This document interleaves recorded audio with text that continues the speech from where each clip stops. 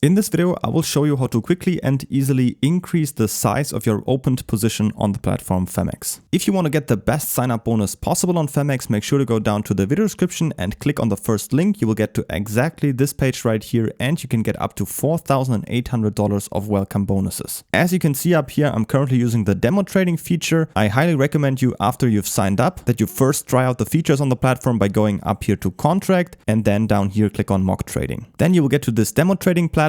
If you sign up with the link down from the video description, you will also automatically get some demo funds right here that you can use to fully try out the platform without having to use your own money. So as you can see, I'm currently in a $10,000 position size, and if I want to increase the position size, all I need to do is just go here to the right and open another position.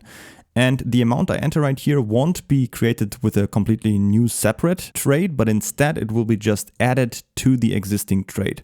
So currently it's $10,000 big, and if I just go in here and let's say I type in 5,000 and just click on open long, you will see that this amount is just added onto the existing position. So that's how you can easily just add new bits to your position. Of course, you need some available margin down here, some available capital on your account to increase the position size.